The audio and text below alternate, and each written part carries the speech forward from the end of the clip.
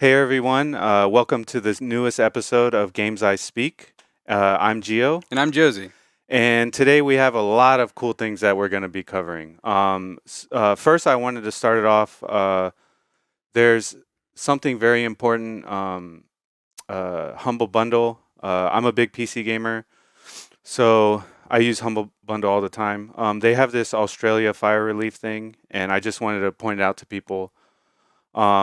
100% of the proceeds in this thing go to the wildfire. And that's great. I Yeah, also love Humble Bundle. I don't buy as much, but no, this is an excellent charity to provide for. and I just wanted to like show some of these awesome games. Hollow Knight. I know you were just I playing that. just recently beat that. Yeah, I still haven't done Godmaster, but it has so much content. The Humble Bundle could just sell that. exactly. I'm just no, but it's a great game among And others. among others, yeah, I heard Void Bastards is good, and I've, Euro Truck Simulator. I've been meaning to play Crawl as well. Yes, Crawl, and also I heard good things about where is it? I mean, there's a lot of games in here. No, it seems good. Yeah. I've So heard great things about the Gardens Between. okay. So yeah, I mean, I just wanted to give a shout out to them because I think they're doing cool stuff. Yeah, no, of course. So today, there's a lot of letdowns in in the gaming world today. The first one, obviously, is Final Fantasy VII. Final Fantasy VII remake. The Yeah. remake was delayed. It But by weeks. yes, it wasn't. It's not horrible. It's not delayed like months and months and months like Cyberpunk is. Yeah, not to call Square Enix out, but the delay does seem a little suspect. Because you can barely do stuff in just a few weeks. The game's already made by then. I hear, this is just rumors, but I hear that it's due to the financial year. The financial year goes ahead and restarts in April. Okay, So it's a kind of like a money thing. mm-hmm. Yeah. That's what I hear. I don't know if it's true or not. I'm just saying it's a rumor. So I'll just read this message from the development team real quickly. We know that so many of you are looking forward to the release of Final Fantasy VII Remake and No. have been waiting patiently to experience what we have been working on. In order to ensure we deliver a game that's in line with our vision and the quality that our fans have who have been waiting for deserve, we have decided to move the release date to April 10th. Okay, so to me, that sounds like bugs. I'll just say it like right off the bat. That sounds like bugs. Well, here's the thing. What's going on is that first of all they lied from the beginning. They said waiting patiently. That's not true. We've been hammering Square Enix since the PS3 demo reel of FF7. Yeah. We've been fiending at the mouth for this. Remember the E3 reveal for the Final Fantasy VII on PlayStation 4? Yes. And it was just Final Fantasy VII, the PC make of that game on PlayStation 4, and everyone's Yeah. like, "Oh!" So right from the get go, Yeah. bullshit. I'm kidding. Well, there's been issues from the get go. Yeah, no. But no. Yeah, you can. That could be it. That could be bugs. But I think Cyberpunk 2077 has a delay as well. That's a much bigger delay. It was supposed to come out in April, and now it's pushed back to September. Yes. So this one, there was a tweet that actually went out. Now that sounds like a delay. Yeah, and this is big. Mm-hmm. This is big. That's not a small delay. No. And I'll say it again, bugs. Bugs. You're right in both counts. Yeah. Now, I don't want to toot my own horn here, but I'm a developer, Mhm. and I have worked at a gaming company in the past. Yes. EA. I'm not going to name names, but I'll just say EA. It's a big company. You don't know who they work for. Yeah, I'm not going to name the studio name, but Don't. I mean, the deadlines are insane. Everyone knows this. I Yes. mean, and when you're a developer and you're working on something and you hit a bug, like a serious bug, Mm-hmm. the last thing you want is your supervisor saying, when's it going to be fixed? When's it going to be fixed? And when you've already set a release date, it's got to be a serious bug for you to push back the release because it's a game-breaking bug. It's Yes. not a small bug that is hard to replicate. It's not a bug that is just annoying. This is like a game-breaking feature. And it can easily cascade Yeah, it can and easily create cascade. other bugs. It happens. Yeah. So, um, as a developer, I think it's good to just tell the fans right off the bat that it has to be delayed. Um, and we're not so close to it that it's like a major disaster. They did tell us months in advance, so I'm gonna be a little lenient on at least Square Enix because their delay isn't as long. Yes. And No, it's not long at all. yeah, Which is why that's why I say it's a little suspect. it's a little suspect, but I'm not gonna be a angry fanboy at this Oh one. no, Yeah, I'm not angry at all. If yeah, anything, I'm actually elated because I actually am in graduate school and classes starting to come up for the spring, and all these games, all these amazing games are coming out in the spring, and I'm like, how am I supposed to? How am I? What class projects am I going to delay yeah, and procrastinate on so that I can play these games, yeah, make time for these games? But no, so it's making it easier for me. yes, yeah. And ultimately, but what do you think about crunch? That Cyberpunk 2077, CD Projekt Red came out and they're like, some crunch will be inevitable. And I know back, I'd say a few years back or a year or so, that they were talking, a lot of games journalists were talking about crunch and how evil it is in the industry. I think it's Yeah. something that is going to happen no matter what. Yeah, But I think it's inevitable mm, during the final release stages. There's so much to do, and your testers, you get to the final stage of testing like 6 months, whatever, a year, 6 months out before the game comes, mm, and that's when players start finding all these bugs because QA can only find so much. It's the players, the people who play the game, that find the worst bugs. So yeah, I think it's inevitable. Just to squash those bugs at the end, I think there's going to be crunch. is there any balance though? Like, is there any way to, I don't know, have a positive spin on crunch? Because I mean, it's all negative. It is. So, so, The so, only positive spin is if the studio does right by by everyone mm, and compensate them accordingly. they pay overtime. That's the only I would say. So studios pay people overtime. Give them more money. If you're going to ask them to crunch, compensate them. Yeah. Compensate them, and maybe allow them to be more flexible with their hours.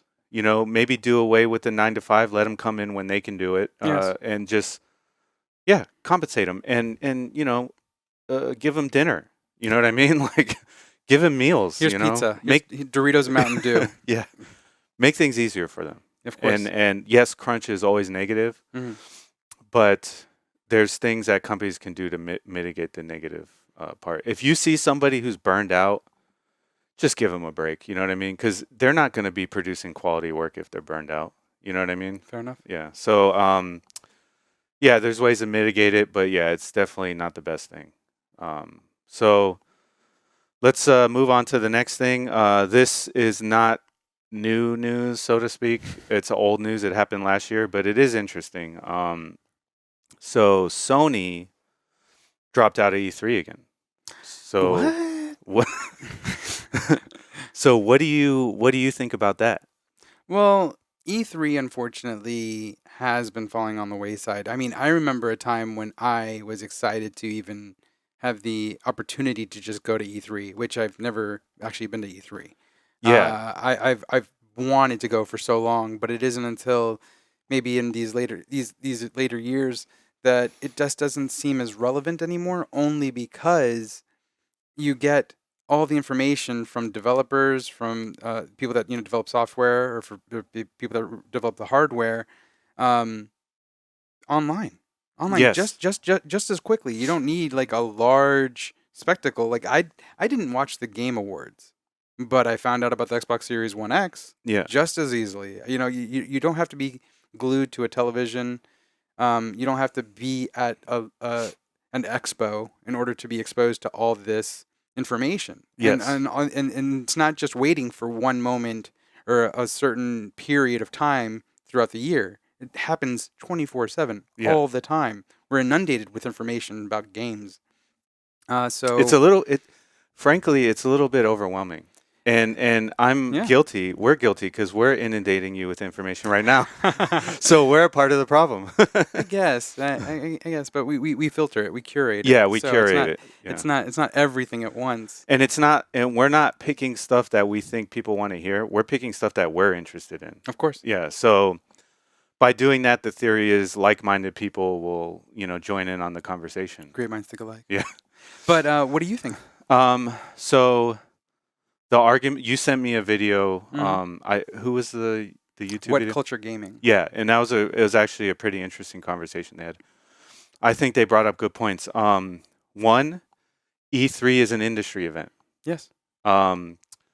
Sony has said they're not trying to reveal at industry events. That's not their priority. Mm-hmm. Their priority is consumer events.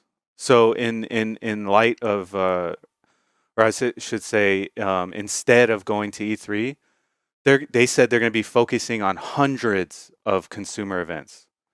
These are small events where they can go out and show people what they're doing. Yeah. Conventions. And they're taking a play out of the playbook from Nintendo. They're doing state of plays. No pun intended. But Yes. they're trying to be do like Nintendo Directs. yeah. So I mean, what do you think about that? Do you think that's better for the consumer overall?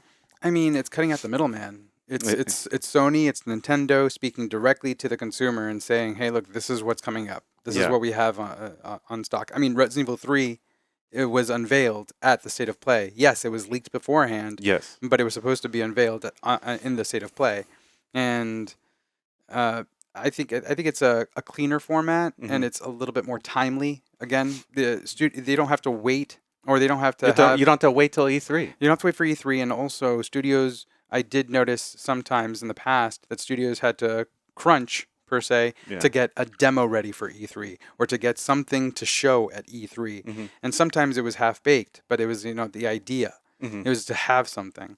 And now that doesn't have to be the case. Mhm. Things can be more fully formed. Kind of like let's say something like the Game Awards when they showed Bayonetta 3. It was literally kind of just it was a title card. Yeah. It's like B3. Okay, tight. Yeah. There's nothing. I mean, if they could wait and show that direct, like in a Nintendo Direct, because it will be coming out in a Nintendo Direct. Yeah.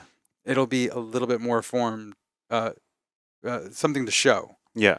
Something to show. So And that's important. it is important, and I guess it gives more controller to the developer as well.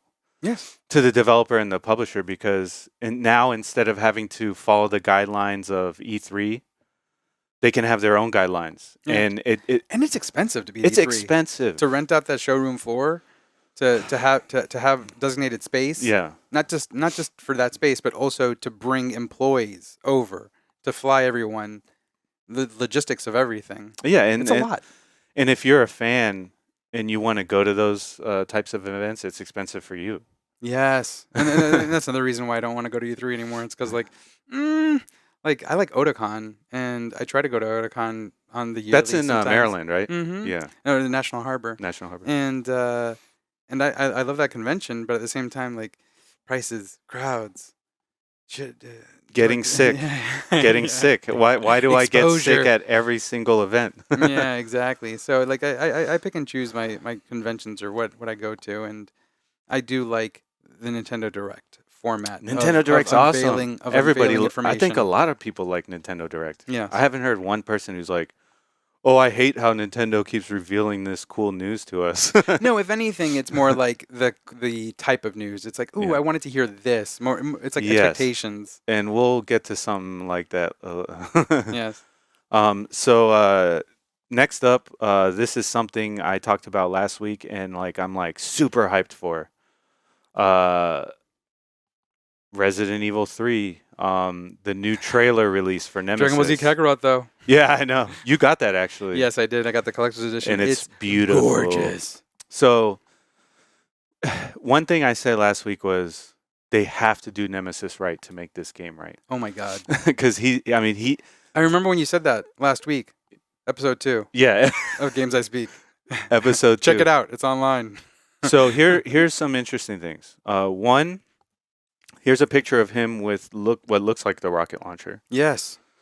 So everyone with laser sight because he needs it. he needs it. He can't. His. You never know.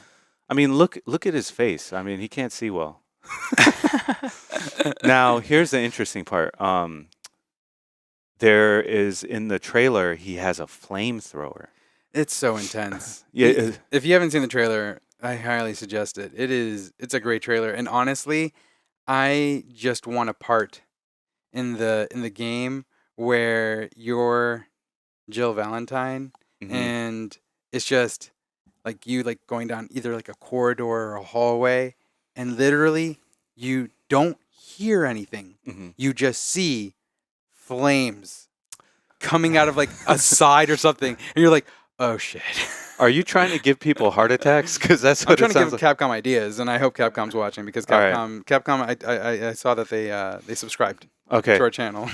One But- important thing though, Capcom, make sure the players get a warning to take a baby aspirin before the before they start the gameplay, because I don't want, or have a glass of wine, because I don't want anyone to have a heart attack. Also, make more collector's editions. Just saying. Yeah. Just saying. Yes. I want that collector's edition All so right. bad. Let's talk about that, because just briefly, let's talk about that. Okay. So how much is a collector's edition for Resident Evil 3 going for right now on eBay? Oh, how much is it going for on eBay? How much is it going for on eBay? Close to $400. It's about averaging about 350. 350 Oh to my 370, 380. Now, yeah. how much was the release price? The MSRP is 180. Oh, Yes. It's that bad. it's that bad. And Yeah, I it's think more than double. we're actually gonna cover some stuff about collector's editions in the next episode, Yes. because there's a lot of stuff going on with collector's editions. So I'm gonna go ahead and talk to the audience and be like, hey, can you guys tell Gio to pitch in and help me buy Resident Evil 3 Collector's Edition for myself? Uh, I'm just kidding. But not really.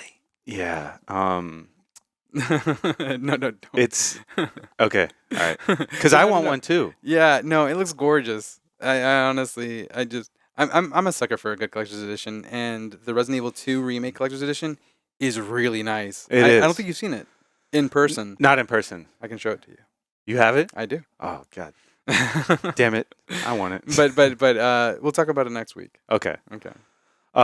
So next up, I wanted to cover what happened with the Smash Direct. Talking of Nintendo Directs. Yeah. Everyone, we talked last week. Everyone Yes. was expecting Dante. Yeah, and we got Dante. Psych. Psych. Yeah. Yeah, we got a form of Dante. Yeah. So yeah, did you play Fire Emblem 3? Three Houses? Oh, yes. I love it. All right, so please tell us about this character. Edelgard is Bay. Y'all don't come at me. Don't at me. Okay. But I still need to play through the Blue Alliance and Golden Deer route. Okay. But I loved Fire Emblem Three Houses. It's phenomenal. Okay. And Byleth is the player character. Okay. You play as Byleth. You can choose to either be male or female. So that's why they have the two different sets to choose from.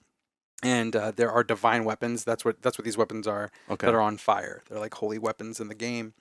And as a character, looks awesome. Mm-hmm. I really enjoyed being Byleth in the game, and Mhm. I doubt you're gonna find people that have played Fire Emblem Three Houses that would disagree. Yeah. Because you as a player character are pretty much playing as yourself. Yes. And you're speaking to these students who are fully fledged characters with the personalities and schedules and whatnot. Okay. So, as far as the player character is concerned, they're bringing to the table what they've already brought. So that's why a lot of people are excited for Byleth that have played the game. Okay, People that okay. haven't, there's really no attachment. They don't because get it. Byleth, yeah, exactly. They don't get it. Byleth isn't their own person. Yeah. I don't get it. Yeah, I don't know what Byleth is. You're explaining it to me right now. So okay, as a player, what do you think about it? As a player, I think that Smash Brothers has a lot of Fire Emblem characters. Yes, it does. How many does it have? It has Roy, Marth. Ike, Marth, Robin, Corrin, Lucina, Lucina, and then Crom. and Crom. Yeah. And now, Jeez. Jeez, that's a lot. That's It's a lot. Yeah. It's not. It's not a joke. No, it's not a joke. So yeah. So I mean, I think Fire Emblem is probably the most. What's it called? Represented of the games. Exactly. Exactly. So yeah. that's why I think a lot of people are disappointed. Yeah. And most people are more excited to see other, like, what other product that they'll bring to the table. Like, Yeah. when people saw Joker, everyone's like, yes, Persona 5's coming to the Switch, and it Yeah. hasn't. Persona 5 Scramble though, but still, Yeah. I want Persona 5 to come to the Switch. I haven't played Persona 5 yet, and so I'm kind of hoping that happens. I think the Switch is a awesome. And then Terry. Yeah. Terry came out of nowhere, Banjo Kazooie. Yeah. I think a lot of people were wondering when Terry came out. Mm-hmm. Like, does this mean a bigger collaboration in With the future SNK? with SNK? Well, I mean, SNK already has a number of arcade titles that are on the Switch.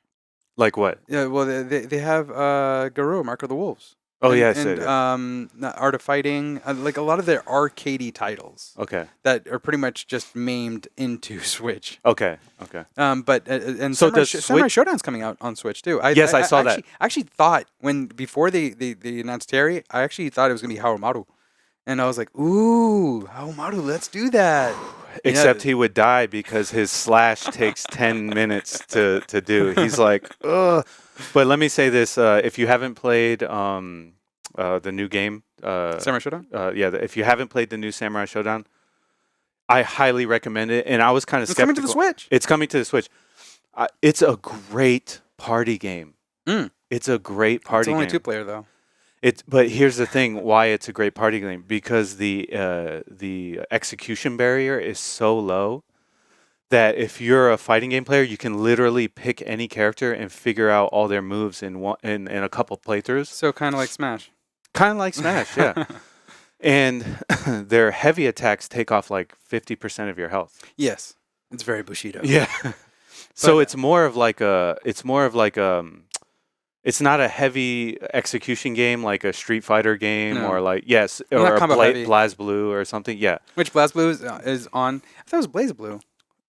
You know what? I've heard it say both ways. Oh, really? Okay. I've heard it say BlazBlue and BlazBlue. What? I'm gonna say BlazBlue because I like the sound of that. Yeah, I'm probably an idiot. It's No, probably you're fine. because It happens. is there even a word called Blaz? I don't. There's a word called Blaze, but I don't think there's a word called Blaz. Anyways, there's the cross tag team battle, which is on there, which also has some Persona characters on there too. Yeah. So like, I'd like to see some more Atlas love on there, and then the Dragon Quest characters on the Smash roster. They kind of give me hope that there's more Dragon Quest coming to the Switch, because we've got 1, 2, and 3, and we've got 11. Like, I would love to see 8 on the Switch. Yeah. Oh my God, a remake of 8. That's one of my favorite RPGs of all time. Yeah, not even kidding. Which is huge. That's saying a lot. Yeah.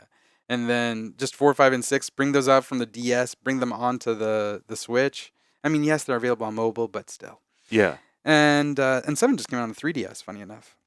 So that can come out to the Switch too. Like all these games on the 3DS are just stuck there. They can come to the Switch. Like Alliance Alive just came out on the Switch, and that's another JRPG that was on 3DS and DS. Okay. But anyways, going forward, I just hope that this new season of Smash characters are further away from just the Nintendo staples. Yeah. And more people that. Diverse. Yeah. Yeah. Let's see. And I'm not saying diverse like Dante. Like someone said Sora, and I'm currently playing Kingdom Hearts 3 because I haven't beaten it yet, and I'm excited for Remind. And I would love to see Sora in Smash. Yeah. Oh my God, I don't know how they're gonna do it. He's gonna have to have like 4 different forms, but still, like, still. And Dante in and of himself. Yeah, Dante would be awesome. Sora, I love Sora as a character. Yeah. There's so many potential characters. Yes. So let me ask you, what are you looking forward to next week? Is there any good games coming out next week? So next week school starts. Oh, so we did talk about that. Yeah, exactly. I just got DBZ Kakarot and Tokyo Mirage Sessions FE Encore for the Switch, and that's good enough for the next 2 weeks. Okay. Looking forward, I actually don't see anything just yet. Maybe next month, February. Okay. But how about yourself? I'm gonna be well. I know it's a sore spot between us. I haven't beaten Death Stranding yet. If I you call him every day. if you I'm like, watched last "Please." week's episode, I Oh. said explicitly, I will have beaten Death Stranding before this episode, and it did not happen. He messaged me, I think, later on in this week, and he was like, "I'm on chapter 7. I think I'm almost done." And I was like, "Bruh,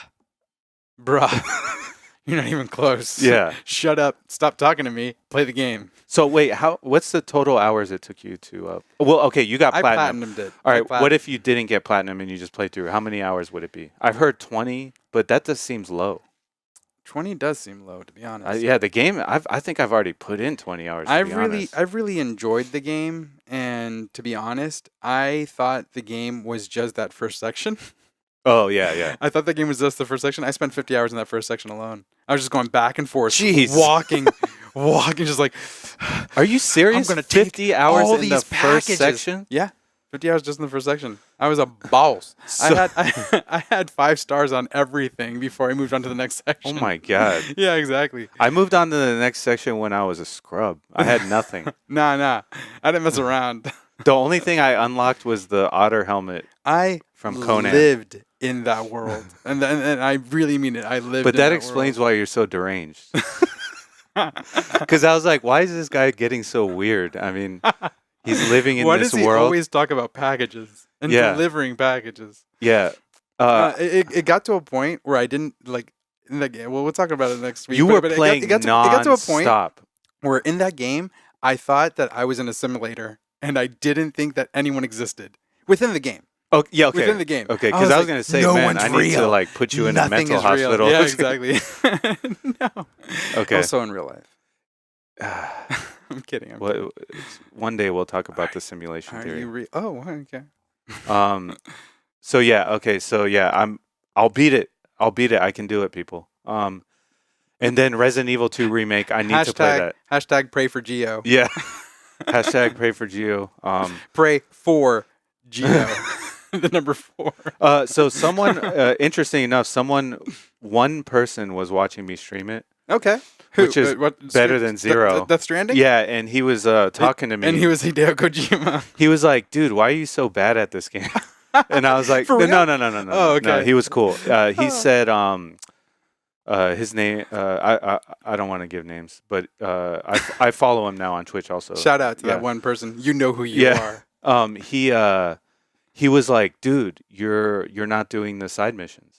And I was like, yeah, I'm trying to beat the game. I'm trying to beat the game. And he's like, dude, you got to do the side missions. When I opened up my inventory, he was looking through all my stuff, and he's like, you have level 1 of a lot of stuff. And he's like, the only way to get it is to do the side missions. Mm-hmm.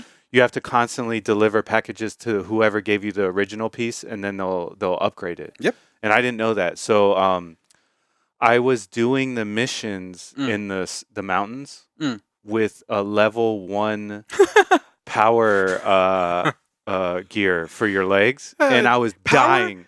Power? Oh, you didn't have all terrain? No, I didn't have the all terrain yet, and I was like, dude, why is this so hard?